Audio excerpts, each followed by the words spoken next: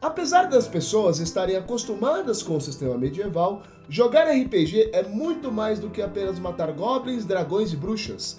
E no vídeo de hoje eu irei mostrar para você 3 sistemas de RPG que são diferentes de D&D. Saudações a todos, eu sou Caio Bonfalari, ator, engenheiro e mestre de RPG, e você está aqui no Rotina de Mestre. Apesar do nosso queridíssimo Dungeons and Dragons ser o maior sistema de RPG, o mais jogado atualmente, não é todo mundo que curte muito essa vibe, essa pegada medieval.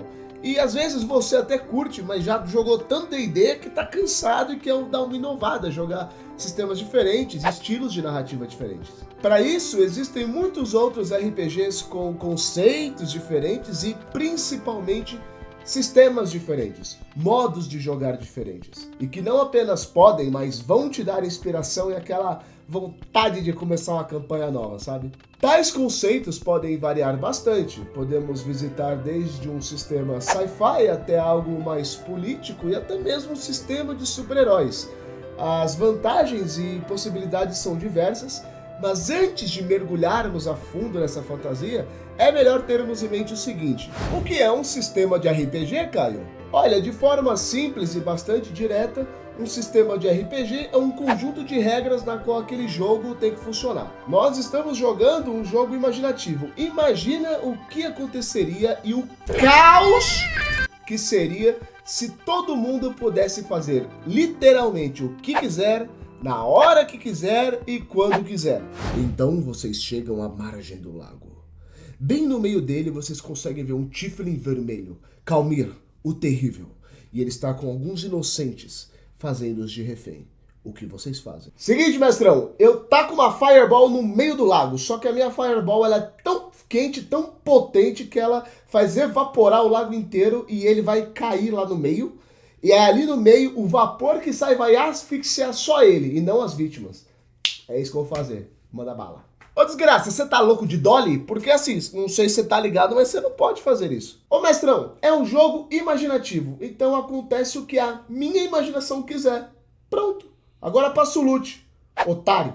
Os sistemas então irão impor alguns limites tanto ao mestre quanto à ambientação, aos jogadores, à narrativa, à criação de personagem, enfim.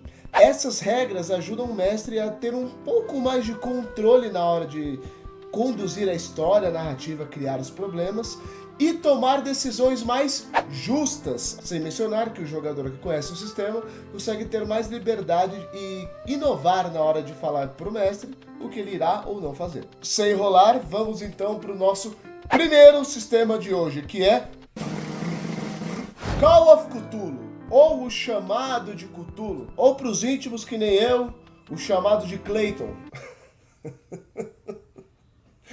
Cara, imagina o final boss de uma campanha se chamar Clayton. É o tipo de coisa que eu faria. Pode perguntar pra player meu, eu faria exatamente isso. Call of Cthulhu é um jogo ambientado em tempos antigos, normalmente 1920 e 1940, onde o seu personagem é um investigador e ele tem que descobrir as verdades sobre o mundo.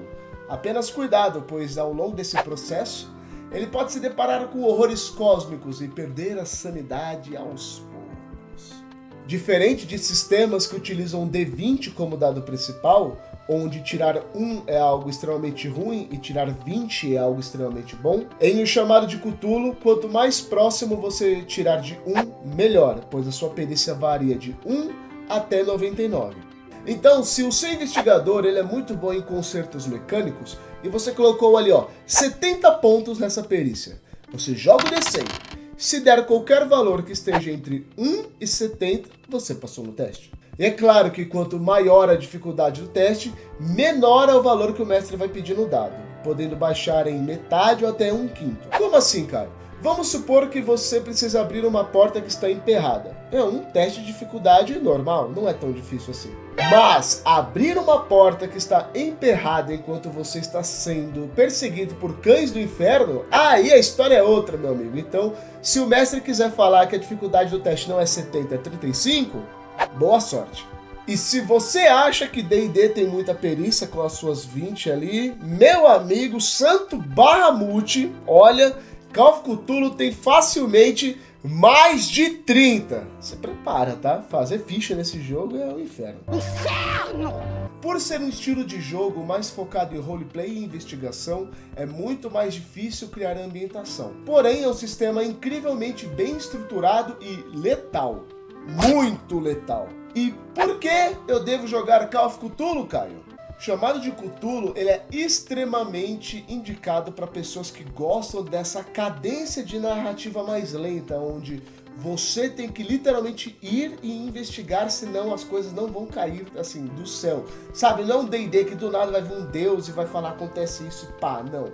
Se você não investiga, a história não anda e coisas ruins podem acontecer. Apenas cuidado, porque, como eu já disse, os horrores cósmicos estão por aí. E talvez o seu investigador conheça algumas coisas que ele não conseguirá esquecer, perdendo a sua sanidade aos pouquinhos ao longo da campanha. Não é um estilo de narrativa fácil. O mestre que for mestrar tem que ser muito sensível a coisas que o personagem teria medo, e causar medo é difícil. Então eu até sugiro muito que Call of Cthulhu é um estilo de mesa mais voltado para o presencial. Não que você não possa jogar online, longe disso. É que no presencial dá para dar aquele medinho, ó, sabe? Portanto, se você quer conhecer Cthulhu, Shub-Niggurath ou Yog-Sothoth, jogue Call of Cthulhu, você não vai se arrepender. Inclusive, me ajuda a manter minha sanidade, dá um like no vídeo, se inscreve no Rotina de Mestre, olha o tanto de conteúdo bacana que eu tô trazendo aí pra vocês, quanto vocês estão aprendendo, me ajuda a levar para outras pessoas esse tipo de conteúdo, seja de Call of Cthulhu, seja de D&D, seja de RPG no geral e dos outros sistemas que a gente vai ver até o final do vídeo, tá bom? Já fez isso? Muito obrigado, agradecido, e sem mais delongas, vamos conhecer o próximo sistema, que é Stars Without Number. No primeiro vídeo do canal eu comentei um pouquinho sobre esse sistema e vamos falar que ele volta um pouquinho às raízes, com um sistema que mistura muito bem o roleplay com combates. Stars Without Numbers se tornou um dos meus sistemas favoritos e ele é focado em aventuras espaciais. Ou seja, o seu grupo pode ser uma trupe de mercenários que vai fazendo pequenos trabalhos ao redor dos setores de uma galáxia inteira, ou até mesmo soldados de elite de uma organização super secreta que tem como missão roubar um artefato e vai ter vários percalços ao longo do caminho. As possibilidades são imensas e isso é devido ao sistema que é muito bem estruturado. Estamos falando de um sistema que é um híbrido entre D20 e D6, ou seja, as jogadas de ataque são necessárias que você jogue o dado de 20 lados e some os atributos para saber se acertou ou errou, enquanto as jogadas de perícias utilizam de 2d6, somando ou diminuindo com os atributos. Claro, se ele for positivo ou negativo. E isso é interessante porque 2d6 é muito mais consistente do que você jogar no D20, matematicamente falando. Isso significa que se seu personagem é bom de bater, ele vai bater. E se ele é um especialista focado em, sei lá, em administração, ele pode ser muito bom nisso. Apesar disso, os combates são bastante mortais, não são letais como em Call of Cthulhu, mas ainda assim são letais. O que quer dizer que mesmo um personagem de nível alto, ele pode sim morrer por uma arma que está na cabeça dele, sem fazer nem teste. Portanto, se preparar para o combate, para as situações que vocês estão entrando, é essencial para o sucesso nesse sistema. Existem 3 classes, que é o guerreiro, o especialista e o psíquico, e a progressão do personagem pode caminhar entre todas essas, fazendo com que você pegue diversas variações, podendo fazer um personagem muito único. Você pode fazer como o meu personagem, o Daren Malik, tô colocando uma foto dele aí para vocês verem, que é um cavaleiro psíquico, onde ele usa o poder da mente para bater nos inimigos, afastar e atrair objetos, e até mesmo criar um escudo, uma barreira em volta do seu corpo para que outros projéteis e armas não o acertem. Ou você pode fazer um especialista, um mecânico, um piloto, e ele faz tudo isso muito bem e ainda consegue se teleportar por aí. Para mim, o único defeito desse sistema é que ele não possui uma tradução para o nosso português do Brasil. Ou seja, se você não entende inglês, pode ser um desafio jogar Stars Without Numbers. English, motherfucker, do you speak it? Agora, se você entende ou não tem preguiça de ficar traduzindo as coisas conforme joga ou conforme está estudando ele, jogue! É bom demais! O sistema que eu acabei de apresentar, você conhecia? Eu acho que não, ele não é muito conhecido por aí, pelo que eu saiba, pelo menos. Mas esse de agora é muito falado, mas eu não sei se você já jogou. E ele é o Vampiro à Máscara. Esse aqui é o sistema dos Gótico Trevoso, seu amigo, ó, Ed Emo, ó, ele vai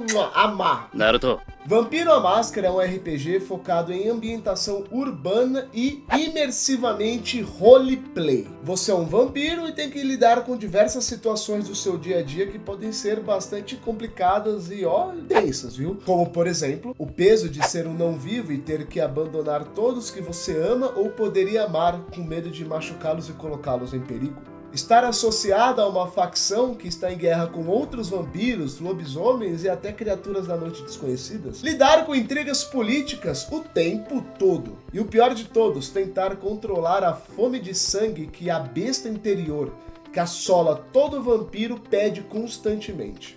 Você resistiria ou se entregaria à besta? Esse sistema é altamente indicado para você que adora narrativa e roleplay e não liga tanto para combate. Não se engane, existe sim combate em Vampiro à Máscara, só que ele não é nem de longe a coisa mais interessante ou chamativa do sistema. E como funciona o sistema de Vampiro à Máscara? Ele é focado em número de sucessos, onde o principal dado é o D10. Quanto melhor você é em algo, mais D10 você pode jogar e obter mais sucessos e assim conseguindo realizar a ação. Então o mestre entende que para você pular de um prédio até o outro, né, da sacada de um prédio ao outro, você precisa de 4 sucessos.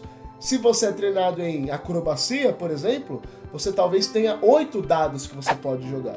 E desses 8, pelo menos 4 deles precisam ser 6 ou maior. Ou seja, resultados maiores iguais a 6 são considerados sucessos, enquanto menores iguais a 5 são consideradas falhas. Lembrando que, se você tira um 10, você contabiliza 2 sucessos, e se você tira 1, você contabiliza 2 falhas. E além de tudo isso que foi mencionado, se o seu personagem não está se alimentando como deve, ele ainda é influenciado pelos dados de fome. Os dados de fome são dados que a besta interior pede para você. E dependendo do número de sucessos ou falhas que você joga com os dados de fome, eu já te digo agora, vai dar merda. Vai dar merda, vai dar merda.